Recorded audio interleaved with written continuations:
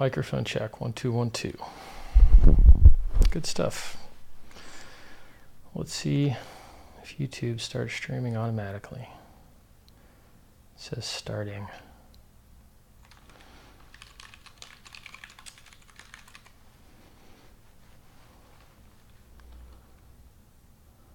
I'll wait until it says started in the past tense.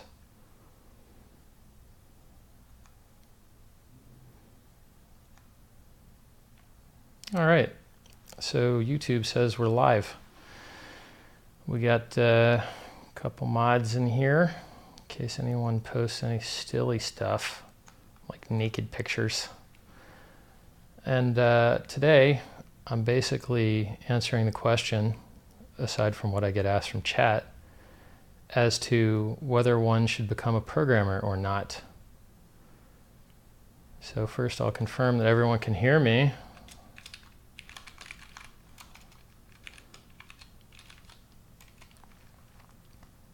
Yep, everybody says working good and fine. So I get this question a lot. Should I become a programmer? And I think that it's a malformed question. It leaves out a lot of important things, right? So if you learn to be a therapist, I'm not a therapist, but I trained as a life coach. And one of the things that we were taught was when people ask you questions or tell you about their problems, they usually don't know what their problems actually are. And they usually don't know what it is that's holding them back. And so if you accept their frame, then you'll lead them down the wrong path because they're not asking you the right question, and they're probably not asking it in a way that's answerable. So there's a famous quote that says, forming a question in the right way is half the distance to the answer, pretty much. And as a human being, it's even harder or more important because you're going to feel what you focus on. And if you ask bad questions, you're going to have bad feelings no matter what. So if I ask you, what's really good about today? You're going to answer that. You're going to have things pop into your head that you feel strongly about. Well, it's not raining. My house isn't, leaking water inside. My body works properly, whatever your answer is. But if I were to ask you the crappy question, like, how bad do you feel about not buying Google when you first became aware of it? Or how bad do you feel for not buying Bitcoin when you first heard about it? Well, then no matter what the answer is, you're going to feel bad, right? So the magic to progress and feeling good at the same time is asking smart, empowering questions and then, phrasing them in a way you can act on, right? So, how could I lose weight? That's an okay question. How could I get healthier? That's a better question. How could I get healthier while enjoying the process? That's an even better question.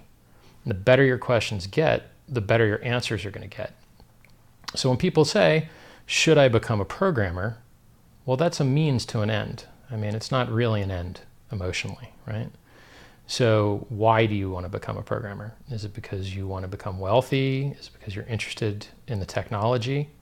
Is it because you know someone that you consider a role model that says it's important, or without saying it, just does it, and therefore you feel it's important? And so, any question of the form, should I do X, really needs to address what you're trying to achieve by doing X. So let's take the should I become a programmer question. I think that a lot of people see that billions and billions and billions of dollars are going to the people who build the software and found the companies that build the software that's, quote, eating the world. So from a financial perspective, I can understand why people want to become programmers. And the term programmers actually a little bit of a misnomer. Back when computers were more simple, programmer meant a lot more. But now that we've added so many layers of abstraction on top, you have to basically specialize in a layer. So if you write assembly code and firmware drivers and BIOS for hardware, right? That's one level above writing the microprocessor code that's in the CPU, like the MEI, Intel's management interface. Someone wrote that. That's code. And then someone designed what was being turned from ideas into lithography into an actual piece of hardware. And that's another level underneath. And then you've got the guys that build tools for those guys, the DevOps guys, well, the systems software guys.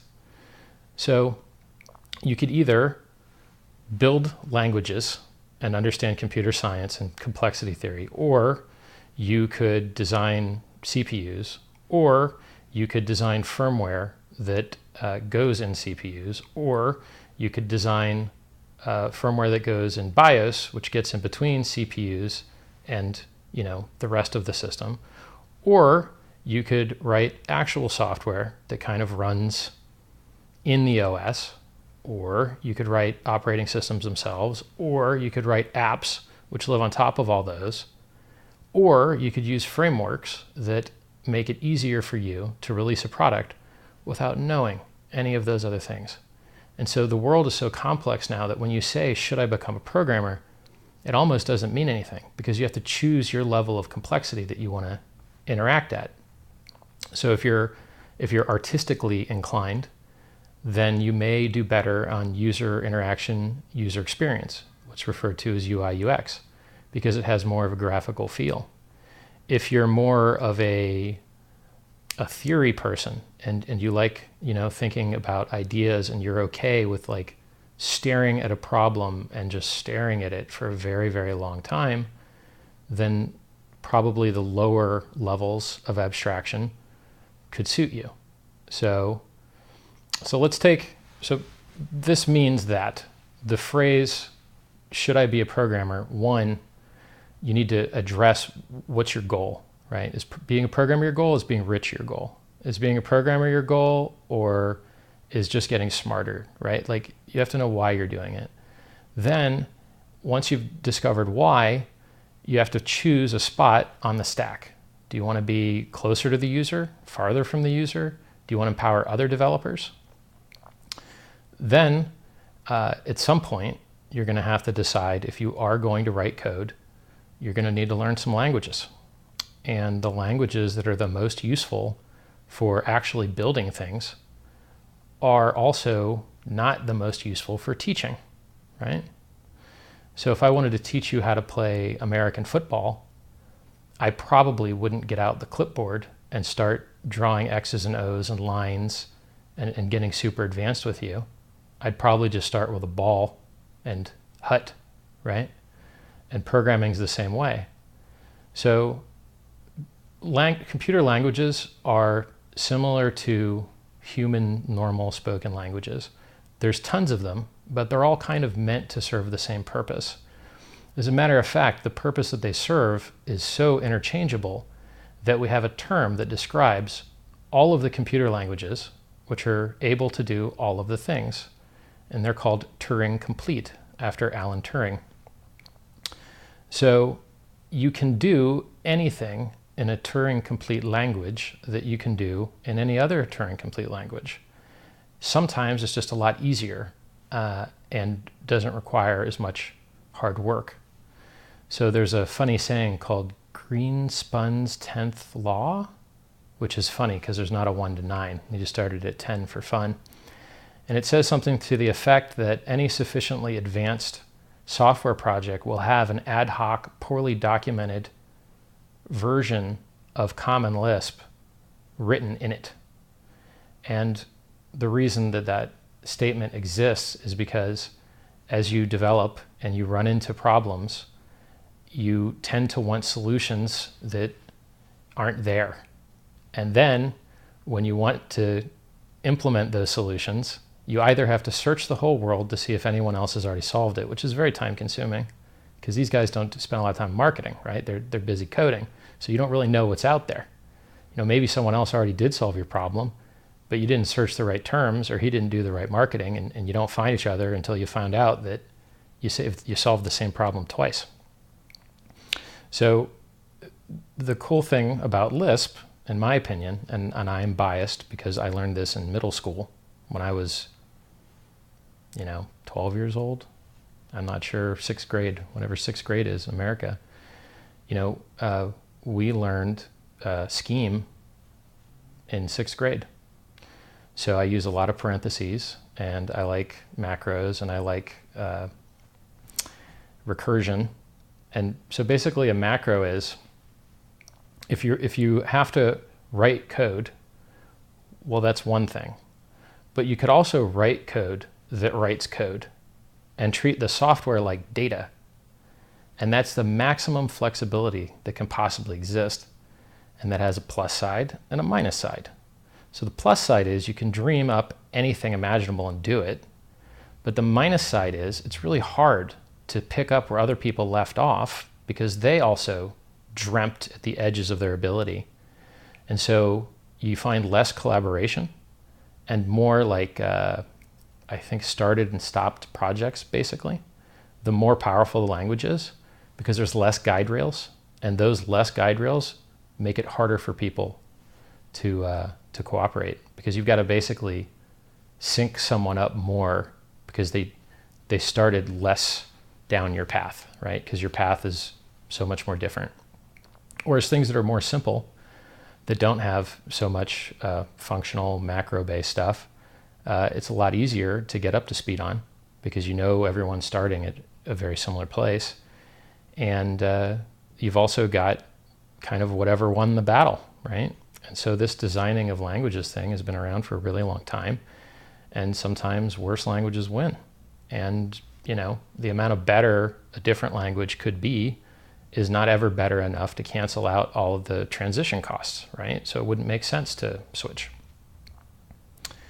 So in summary, if you want to become a developer, know why you want to do it.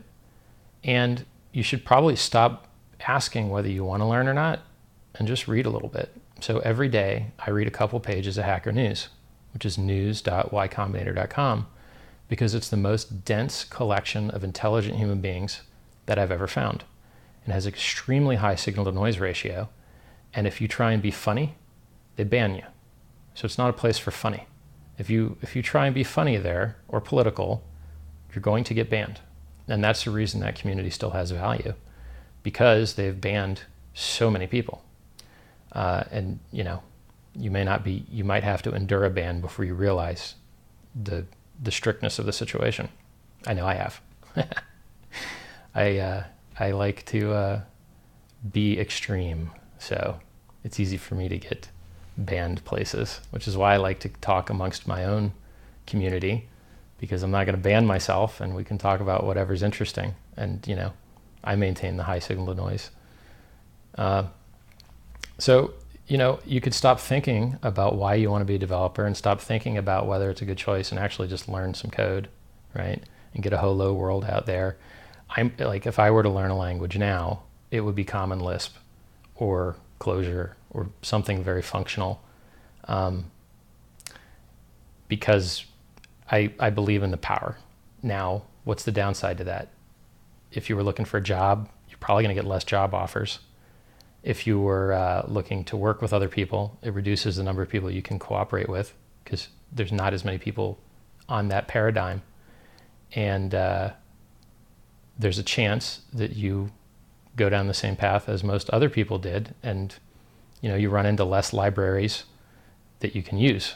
And, do you really want to write your own method to use multiprocessors?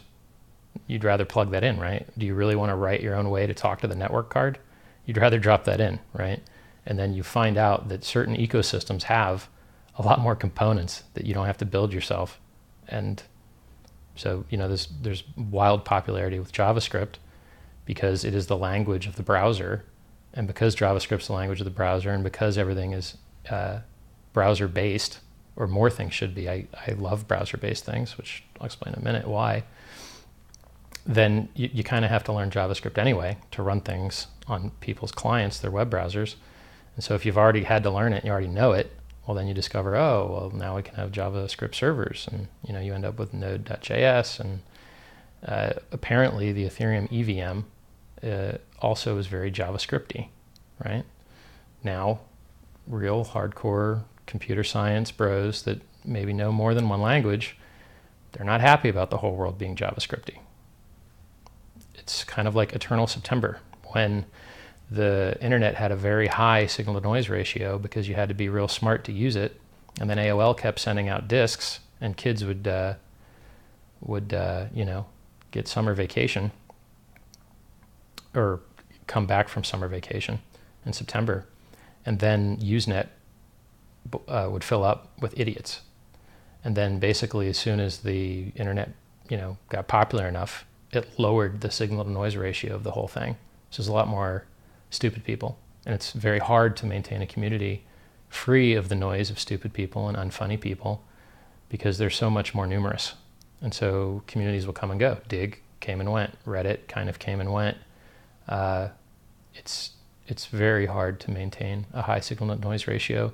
Like even this video that I'm making now, to some degree, some portion of people watching are stupid, and they'll go on Hacker News and be stupid. And to some small degree, hopefully a very small one, some moderators over there are going to have to endure some extra stupidity. But I have a lot of very smart people that listen and interact with me in my channels. So I think that of any live stream that could be happening, this is probably one of the highest signal-to-noise ones that could perhaps pump new blood into the Hacker News ecosystem.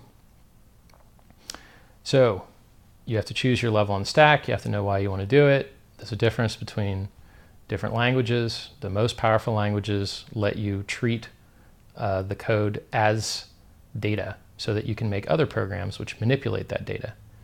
There's pluses and minuses to that. And you're better off just learning some code and trying it to see if you like it than you are constantly thinking about it. There's more than enough resources. Drop a thread or search that forum I mentioned, and you're going to find a whole lot of how to get started stuff. And yeah, I'll take some questions from the chat, and then I'll show you, I guess, the most prolific hacker keyboard. Let me click chat here.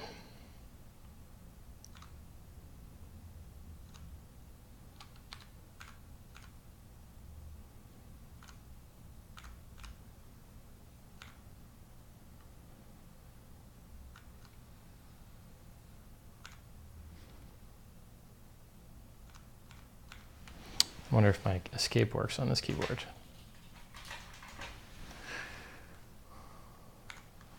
All right. Starting from the top. Actually, I'll start from the bottom. You guys have probably been waiting a good long while. The 150 of one of you in here. Snurlax, a developer, says, Python is widespread in academia. JavaScript, Node.js, and TypeScript are good for front ends GUI. Ruby is better. PHP, and for performant applications, you should look into something like Go, Rust, or any C variant.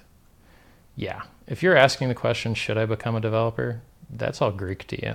You don't know what any of that stuff means or how those things are related to each other. All right, let's scroll up here. Yeah, see, my chat is so smart that they're already hardcore arguing about languages. So I guess I'll cover something.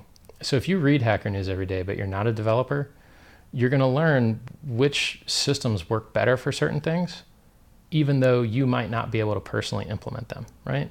So you can learn why Linux needs rebooted less than Windows, or you can learn why having the driver ecosystem of Windows is always going to be better for video than the driver system of Linux, right? Because they serve the 90% of their customers that are on Windows long before they serve the 10% of their customers that are on Linux. And that's like a big overestimate as well.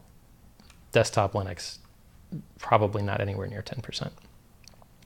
So one of the big inside jokes, I guess Eternal September is an inside joke. Another inside joke would be, what's better, Vim or Emacs? So I would choose Emacs because I love outlines and nesting and collapsing and expanding things. There's a plugin for Emacs called org mode, which is fantastic. And you can hack the browser up with that same Lisp language that I was telling you is the most powerful language. And then there's another system called Vim. And these are just two text editors. But if you write code for a living, staring at text editors is what you're going to be doing, right? Because code is text. So Vim uses weird arrow keys. So these keys here, right next to on the home row, are up, down, left, and right, which doesn't mirror anything you've done with gaming on your left hand, where it's WASD, or anything you've done with your right hand in the normal arrow pad. So it's harder to learn the arrow keys. You can buy special keycaps that have it on there, or tape them on there, or just learn it. Anyway, so Vim versus Emacs Wars is like an inside programmer joke. Greenspun's 10th rule, inside joke. Everyone chanting, why don't you make a macro for that in Emacs? Because it's so customizable that you end up like customizing it so much after using it for years that to start over would be a nightmare, right? Programmer inside jokes. All right, let's take a look here. People say they feel like they're on a date with me. I assume because of the beautiful romantic candles. Hello, everyone. I said that I would wear my my bling bling gangster necklace. This is it. This is a fist crushing money made of diamonds and white gold. I have a trademark, a service mark on this little vector graphic here. And then we've got our white gold and diamond bling bling. I used to like be more materialistic, so this that you see now is less. I'm less materialistic now. But if you're if you're going to be a public figure and be silly, well, I guess you guys like all the silly shit, so I guess I'm going to be doing it. I've already got all the stuff, so I might as well like turn it on and use it. All right. It's a little bit slower scrolling through everybody's hacker speak here. James Bond says, Richard loves to interact with chat. Yeah, man. Like when I'm thinking deep new thoughts straight out of my head, it kind of consumes my consciousness to deliver it well. And it's hard for me to be interrupted with paying attention to other people's in-depth thoughts. Watch Elon Musk on stage sometime and see how much he breaks eye contact and looks into space. It's just what happens when you're smart and generating new ideas on the fly. Is Richard a programmer? Not really. I could be. I think that I would do much better finding people that have got 20 years of experience being better than me than starting off at a 20-year deficit and then like harnessing my smarts. So I think it's much more intelligent to scale with people that are already better than you, even if it's at lower margin, than to try and scale personally, to limited effect. How much of Windows how much of Windows, why don't I know his name right now? I forgot. Bill Gates. How much of Windows did Bill Gates write? Not that much, right? Maybe he wrote some of DOS. But did that make his project work less well or more well, right? So I don't think, if you have the ability to find intelligent developers and work with them and limit the scope and make their lives good and not, have them waste a lot of time and give them interesting problems and an interesting framework to solve them in, I think that's much more scalable and intelligent than trying to become a developer at this tender age. I might still do it for fun anyway, but it wouldn't be anything mission critical.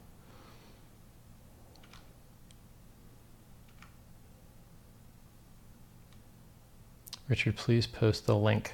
I think someone already posted it. news.ycombinator.com. I'll do some funny, let's all look smart. Let's use radio operator code. November Echo Whiskey Sierra dot. Not sure the code for dot. Should learn that.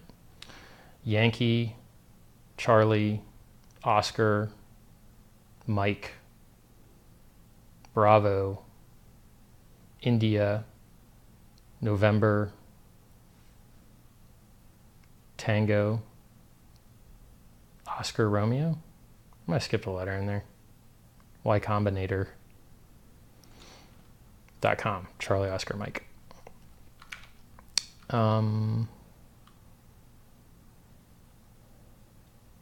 Yeah, so during World War II, they had to cooperate between people of different languages. And for instance, in German, 9, English number 9 sounds a lot like German no, which is also 9. So they invented a phonetic radio alphabet so that you could talk to other people without getting misspellings. So I think there's more than one phonetic system, but that's the one I learned. It's on Wikipedia. Linux. Funny thing about Linux, right? Linux is actually GNU Linux, but no one knows that because GNU got screwed on marketing. So GNU is a free open source software. Not all open source software is free.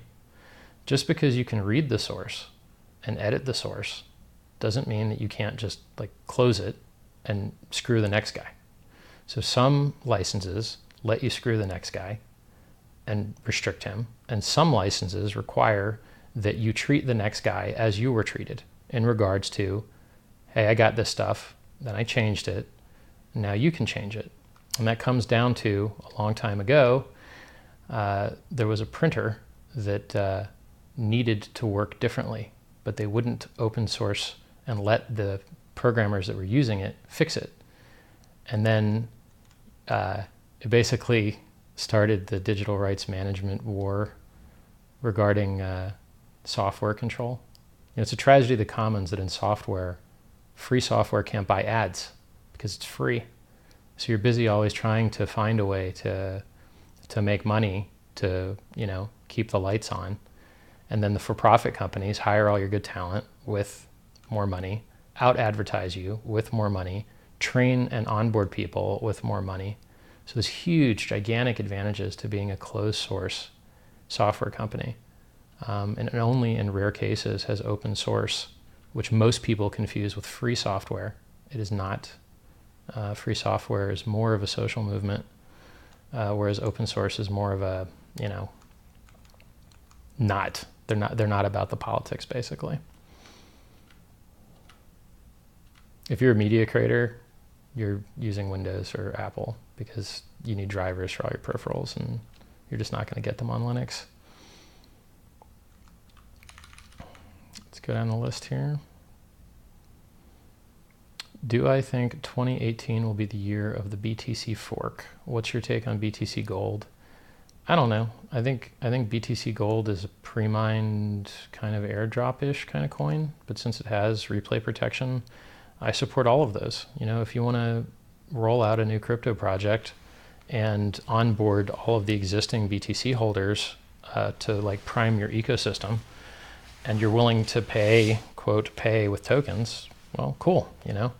I prefer that to not onboarding the BTC guys and then losing, losing mind share and market share to stupider projects that are farther from the most secure one, which is Bitcoin.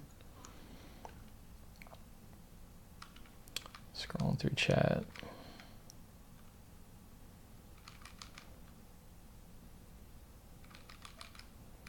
Surprisingly few visitors in here. 163 is like lower than normal.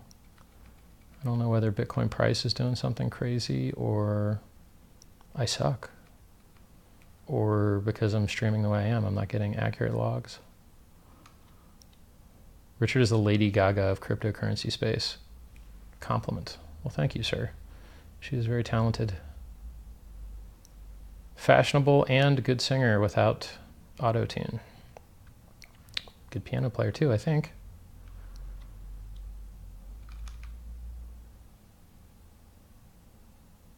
I like the gold stuff in the background. Me too. It's, if you look up castles and presidential offices of the entire world except America, kind of looks like this stuff minus the throne chair, I guess. A lot of gold gilding, A lot of candles, a lot of chandeliers. This stuff's been around for hundreds of years.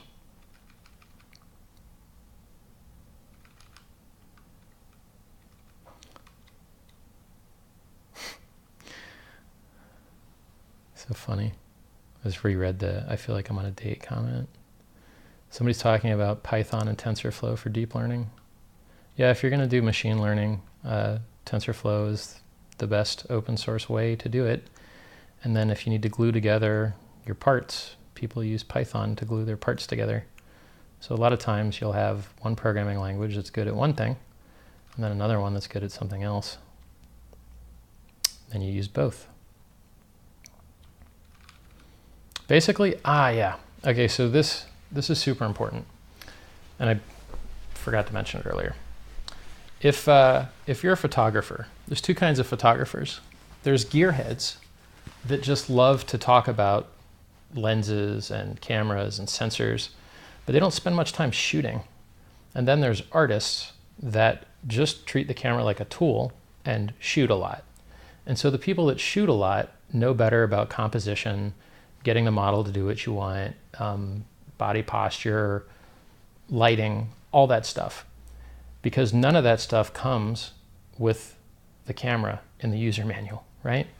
So the ability to make really good photos has much, much more to do with everything that's not the tool.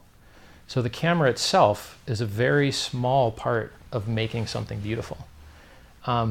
If you think that what this is pretty, it's not really because of the camera. It's because of everything that's not the camera. It's the angle of the lights. It's the framing, right? It's obeying the rule of thirds. There's a lot of things that are very sciencey that allow you to make good art. And there's a lot of artsy things that allow you to make good science. So it's best if you can know both. It's also very useful to know that most people do not know both. They know one or the other. So if you're going to get your pictures taken, don't go to the guy with the most cameras or the most lenses. Go to the guy that cares about, the picture more than the tool. Just like keyboards, right? Don't care about the guy that worships the tool. It's a mistake.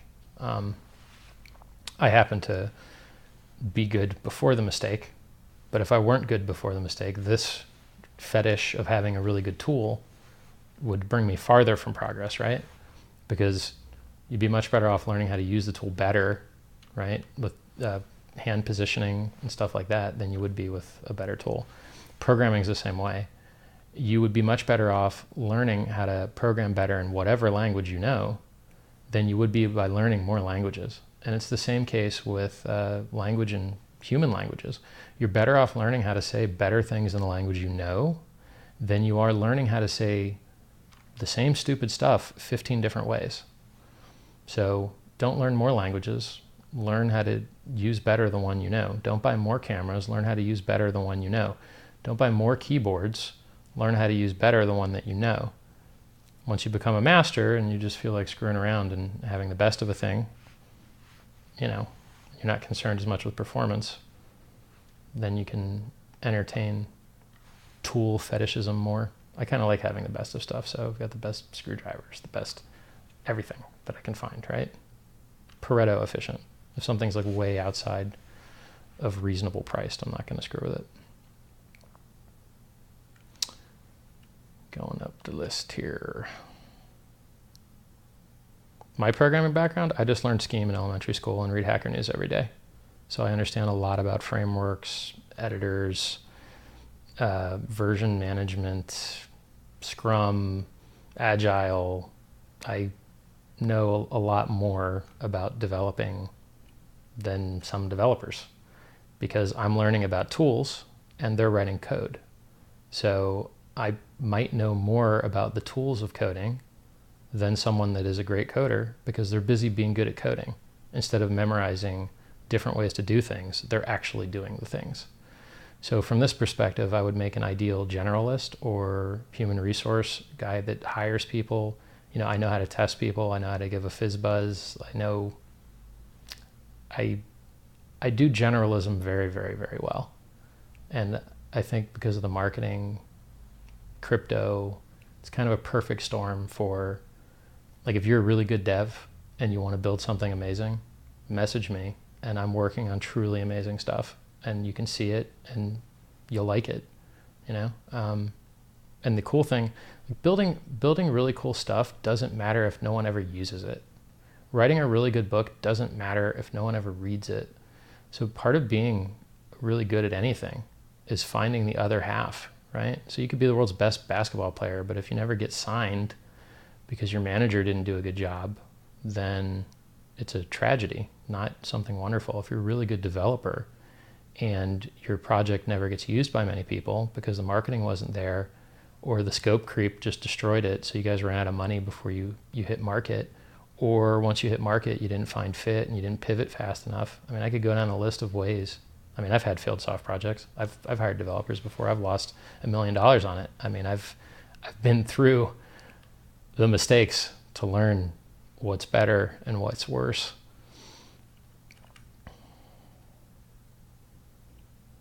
Anyway, long story short, if you're a dev and you want to make a difference in the world and have your code used, you probably already know that just writing good code isn't enough. You got to get in people's hands. You got to onboard them. You got to train them. It's more than just writing code, like anything. What's a fizz buzz? So remember when I was telling you that you have to choose where on the stack you're going to get good? Many, many, many, many people will leave computer science university or their coder boot camp or their personal reading.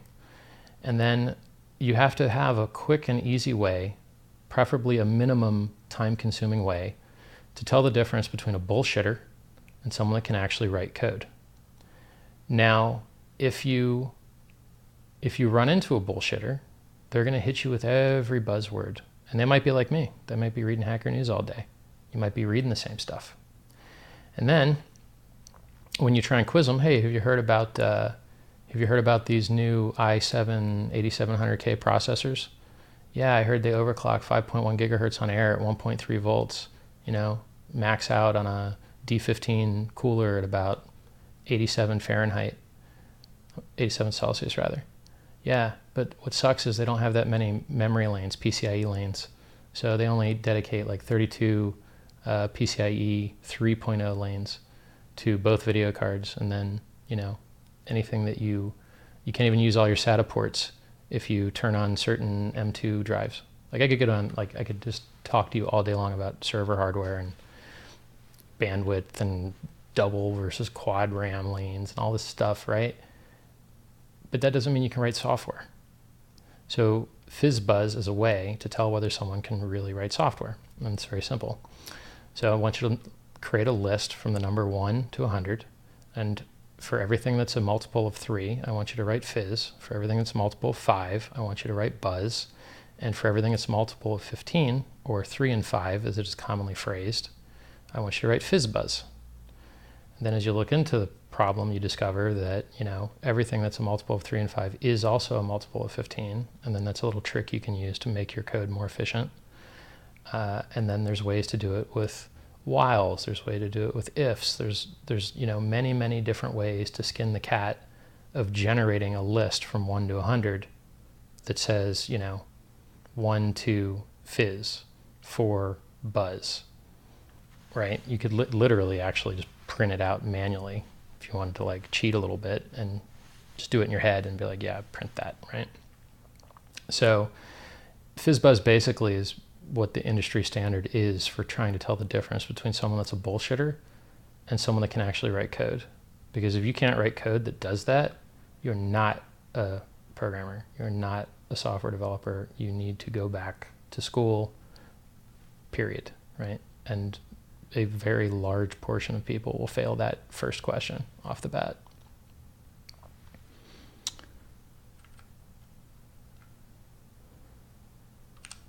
What's wrong with Richard's stream?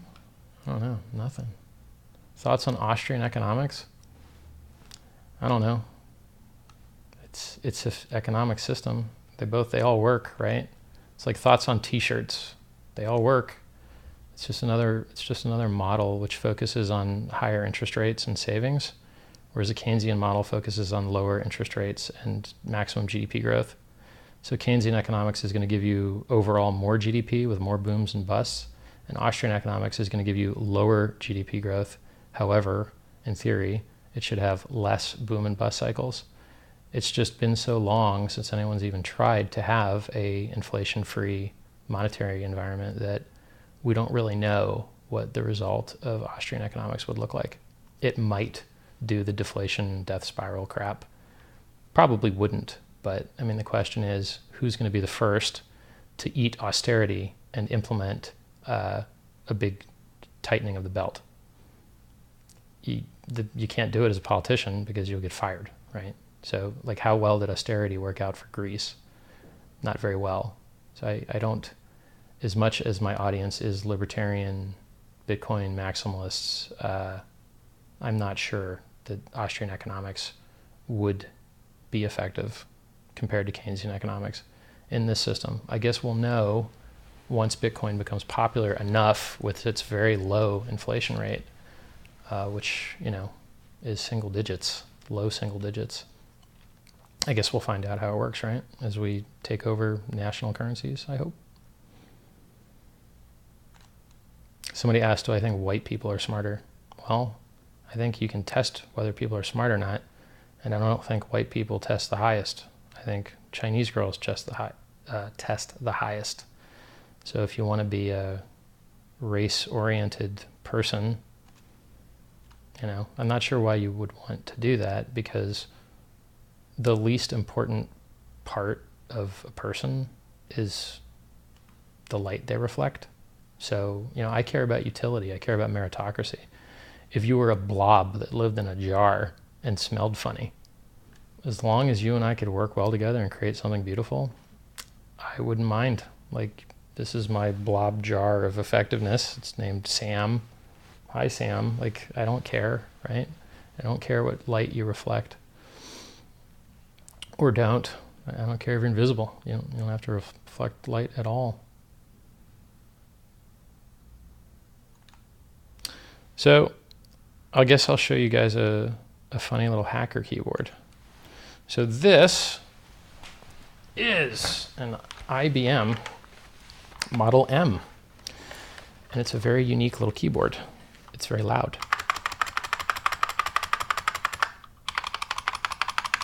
So this is called a buckling spring keyboard, because inside of these keys is a little cylinder of plastic, and there's a spring in it, and when you push it so far, it buckles and makes a very tactile sensation. Now the downside to an IBM Model M is the keys are very heavy, about 75 grams, and your neighbors are going to hate you. The upside is they're invincible, and they actually use a PS2 connector, which I love because it's infinite key rollover. It doesn't have a sampling frequency like a normal keyboard. So when you press these keys, you get instant response, and you can press as many as you want. Your computer can tell what you're pressing. And you never have to like unplug it and replug it to reset your USB connection, because the PS2 like interface boots up before like any of the USB stuff. So it'll always work, and it'll have the lowest latency, and like I said, infinite key rollover. Whereas like a gaming keyboard today might have an 11 or 14 key rollover or something like that. So I guess I could type to you guys and chat with this fancy keyboard here. This one actually has a speaker on it, which, you know, I'd have to custom do. It's got this flexible cable, which is just fantastic. And this, you know, detaches. This has to weigh 5 pounds. I think this has to weigh at least what a 15-inch laptop would weigh. Let's give it a try.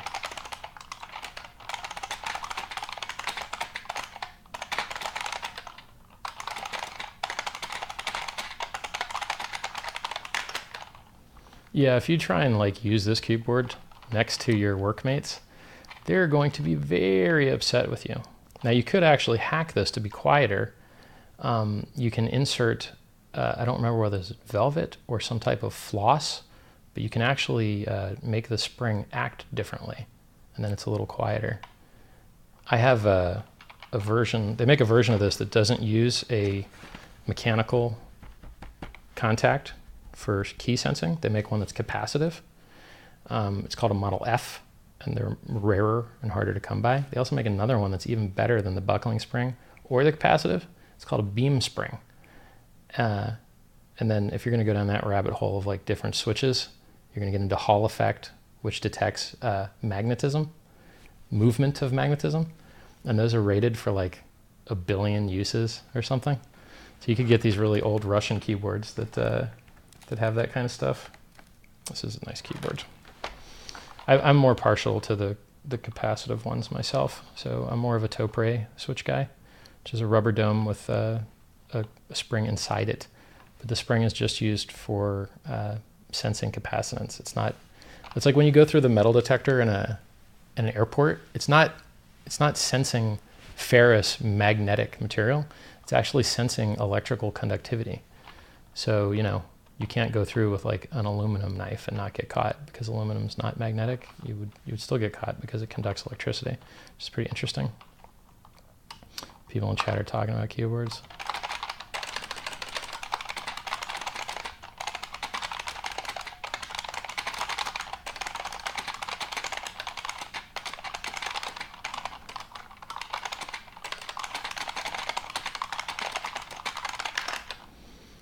And I see how I hit question mark and shift with both my right finger. That's a mistake. I should have hit shift with my left finger and question mark with my right finger. So even typing 116 words a minute, which I do, I can still do it better, right? Practice makes perfect. One day the computer will understand speech at about 200, 220 words normal spoken rate in English, in which case some normal talking text like we're doing in chat here, it's not going to matter as much. Bitcoin predictions end of year, $20,003 is my bet.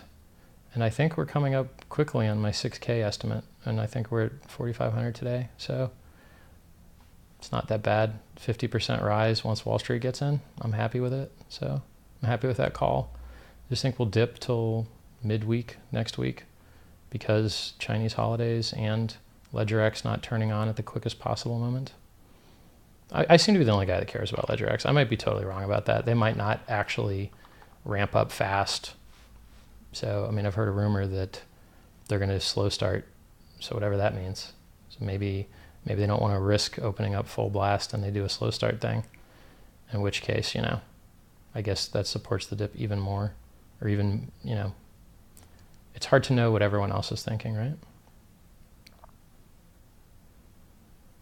What do I think about the ThinkPad 25th anniversary edition? Some people say it's got a better keyboard in it. It's better than the chiclet style that they have now. I think more LED lights is cool. If you don't like them, you can always tape them. So I like LED indicators that are functional and useful. It's still top tier hardware. I mean, it's a 7th series Intel CPU, and they don't really have 8th series out in laptops yet.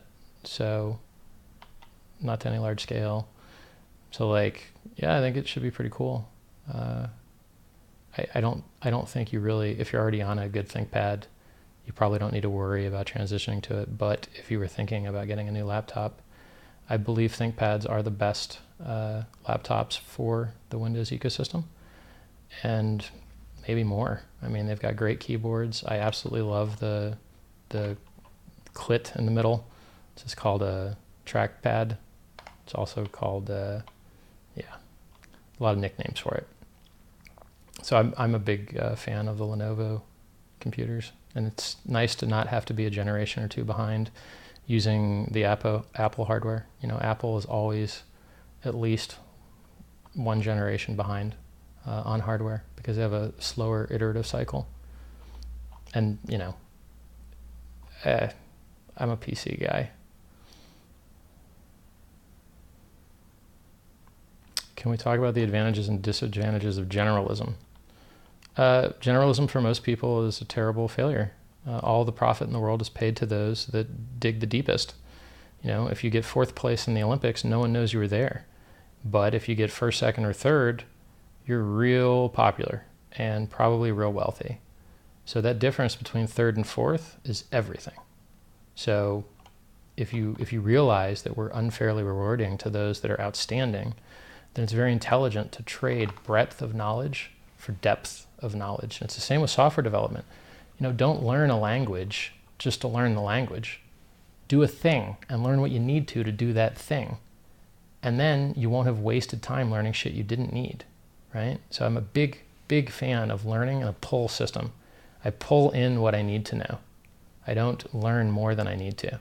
Well, I mean, in theory. In actuality, I'm an idiot and I just spend all day reading everything and it's inefficient. I'm transitioning out of that. I'm doing evergreen content. This video will be on the internet for 100 years, I hope. So evergreen content, evergreen building, things that work while you're sleeping. That's what I'm trying to focus on. Scale, right? Working with the right team. Those things matter infinitely more than adding another thing to my to-do list that I don't do, right? Or doing things which don't have scale outside myself. So I could learn how to left shift, left pinky and question mark right pinky. I could practice that. But wouldn't it be better if I built something amazing that people could use? Something that takes my time that just helps me is rather greedy and not serving of the world. And I should serve, right? I stand on the backs of giants. Like, I didn't invent this language. I didn't pave the streets. I didn't build the buildings. I didn't set up the power grid. Everything that I have that makes life really, really good, for the most part, came from other people's effort. And I believe that it's your duty to fulfill the wishes of your ancestors and fulfill the dreams and ambitions of all those that died for you to have the great life that you do have in the West, at least. Don't be a lazy piece of shit and waste your life away playing games and doing drugs and living a life of distraction and diversion. Work hard, do the hard thing first, do things that have lasting value, care about what your fellow man thinks. Not all of them. There's a lot of idiots out there. What your team thinks. Care about what they want, right? And then, if you got to upgrade teams, that's normal too. If you're growing, people grow at different rates. So any group of people that has members that are growing, some people are going to outgrow, period. Some people are going to revert and become worse. So you shouldn't be in a specific peer group for an unreasonably long period of time. I mean, unless everyone's growing at the same rate, which would be very different, very odd. I think a lot of people give up on growth. I don't. I like it.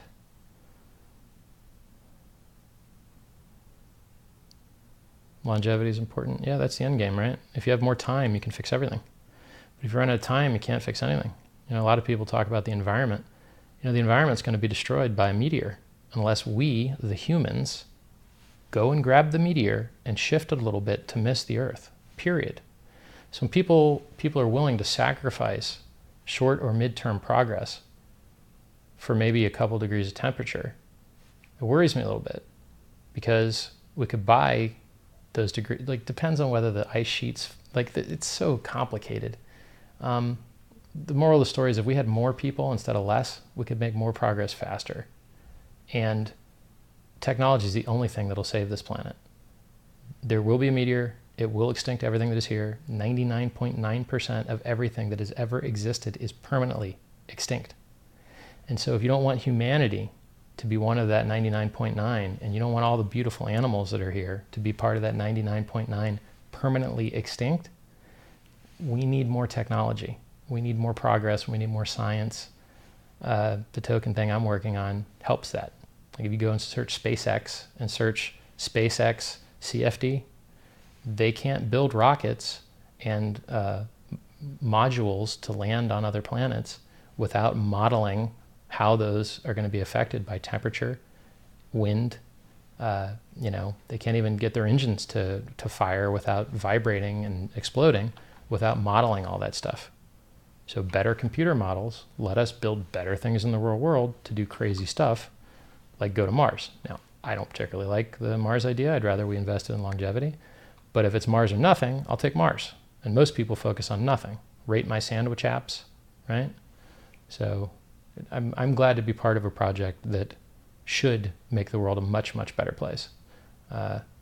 You should try and make the world a better place too, because you live here, and whatever you build technology-wise should last for the rest of time. But your typing skill and your fashion sense, I'm not sure that it's going to last the test of time. I don't think it scales as well. So if you want to have impact and make a difference and matter, cure stuff, build stuff, that's the highest and best use of a human being, you know, to heal everyone, to make our lives better. All right. So you guys got any other smart people questions? Somebody says, I am great, but it's spelled like a cheese grater. Thank you anyway. I'm going to take that as a compliment. We have here, don't you think you'll be made obsolete by AI? I look forward to having that problem. I know I'll be made obsolete by a slow, whimpering death, by not putting up a fight against the Reaper, who killed everyone else in my family tree. All of them, right? My grandparents are all dead, and I didn't do anything to help them. And that's a tragedy, because I could have. Maybe my parents will die soon. Didn't do much for them. Maybe my closer family will start dying soon. You know, at what point are you going to step up and be like, you know what, we can do something about this. We can fight this, right? So for me, it's now. I'm stepping up now. And I've been leading my way towards this for, I guess my first anti-aging, like support the Methuselah Foundation video was 2006, right? And now it's 2017. It's like 11 years ago.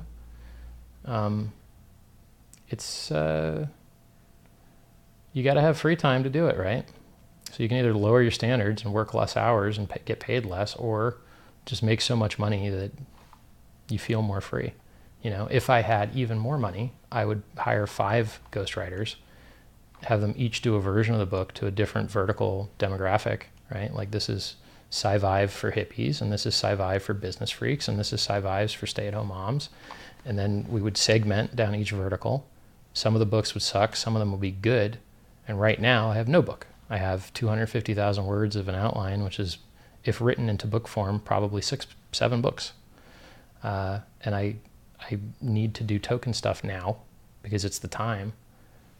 And if token stuff works out, you're going to see 7 books. It's going to be great. Somebody says, my goal was only to get rich, get lit, and get laid. Wish I thought about it a little more, lol, need more time. Yeah, I mean, look, with more time, we can do a lot of really cool things. Does rich people feel happy? It maxes out at about $75,000 a year in the US. Once you make over 75K, you don't get happier that much. You know, it's whatever. I mean, think about it. Like, if you're eating in the same restaurants, you're watching the same TV shows, you're using the same blankets, what's the extra money for? I mean, you can't really turn it into utility. I mean, I have a better monitor and computer and work setup than anyone I've ever seen. It doesn't cost that much. I mean, you got the absolute best of everything for 30 grand. I mean, if you want to really max out your computer, like, I guess you could call it 50 grand. And then, so like, if you want to dump 50 grand, you'd have the best everything. You know, unless you wanted to own the house it was in. That would cost a lot more. All right. So I hope I've answered the question, should you become a programmer? I think half you guys are already programmers, so maybe there's only 1 or 2 people that really needed to hear this stuff. And now you know a little bit more about the IBM Model M. Yay. This doesn't have a pointer on it. I do have an IBM laptop like this that does have a pointer, but it's rubber domes. It's not buckling springs. I think it's called M13.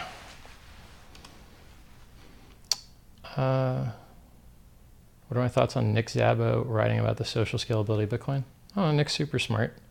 But like, you know, Nick being super smart doesn't buy Super Bowl ads, does it? And writing about the scalability of Bitcoin doesn't buy Super Bowl ads, does it? So I don't really give a shit about people talking about the goodness of Bitcoin. I need to see ads. So if one of you guys wants to go do a little startup that buys Bitcoin ads based on enough people locking up funds to do it, go call all the whales, get them to lock up their funds in a multi-sig, and then once the multi-sig triggers that everyone joined in, then the ads get bought, right? And you could choose 5 or 6 marketing companies, public relations companies, to handle the media buys. I'll write the damn ads for free. I'm a copywriter, no problem. But I don't own enough Bitcoin to be able to pull up that whole market and do it at a cost basis that would allow me to do it again, right? I would lose so much money on the behavior that I can't support doing it. If I had a much larger percentage of the ecosystem and could team up with other guys that did, then you could afford to advertise against all the other garbage that is actually advertising, right? Like OneCoin stole a lot of people's money because Bitcoin didn't buy any ads, right? Because for some reason, nobody is working on that. It's a literal tragedy. It's very stupid. People always ask, how many BTC do I have? Don't worry about it. Richard Hart always has the best swag. Thanks for the content. Looking forward to my token. Thank you, sir. So I buy a book and get QR code inside with 50 tokens. Yeah, I've thought about ways to incentivize book purchasing and community membership. Tokens is one of them, but you run into an issue printing a separate token per book and having them fall out. It's a little bit harder than first glance would tell you. Wow, that audio quality drops off axis. Oh shit, sorry about that. It's a cardioid mic. You can look up the SM7B and see the dispersion graph. I guess it's not dispersion because it's receiving sound, but the sensitivity graph. I'm reading the chat here. Light the red candles? Nah, I don't feel like changing them.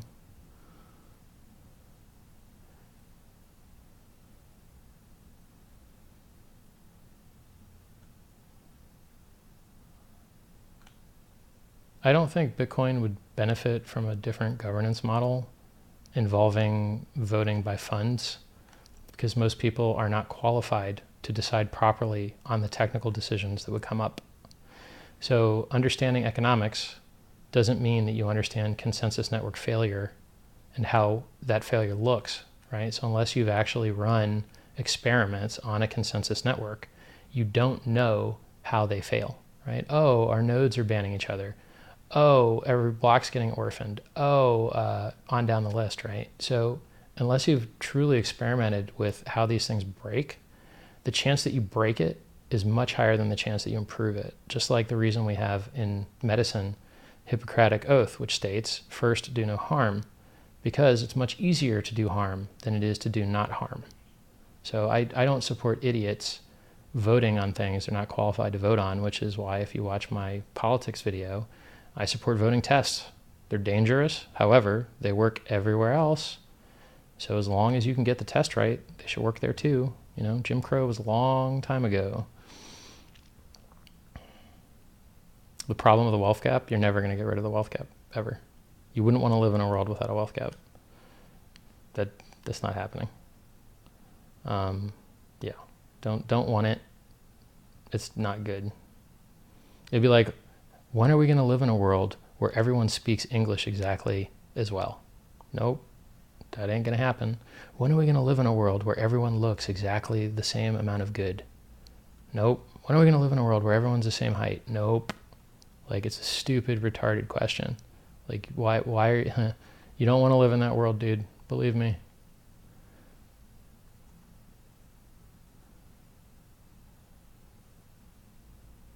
By the way, aren't these candles great? I'm sweating a whole lot less because of old school technology. You know, this is one of those things that people forget about, but it is better. You know, when I go into the public and I move around, I can see motion very quickly. So I can tell whether they're LED lights or not because I see my hand chopping as it moves. So this is, to me, very fluid because it's an analog light with no pulse width modulation.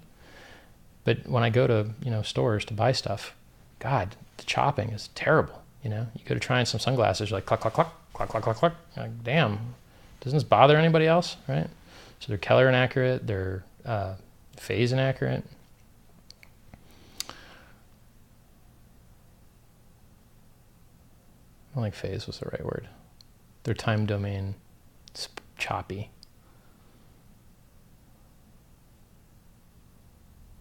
All right, so even though it's cool, it's still a little hot in this beautiful peacock jacket. Notice blue, green, orange. blue, green, orange, style, fashion, right? Actually, this is actually blue and orange too. Gold and orange are very related. All right, your guys' questions were awesome. Thank you so much for stopping by. The next time someone asks me some type of smart question, I'll probably answer it in this candlelight, longer, forever lasting format, because why, if I answer this question now, the next time someone asks, I can just link them, right? Which is pretty cool. I'll drop a chat link to the Telegram and the Discord, which is where we chat all day, every day. Mostly crypto stuff, some politics stuff, some fitness stuff. You know, our rules basically are high signal to noise. It's got to be funny, smart, sexy, or make you money.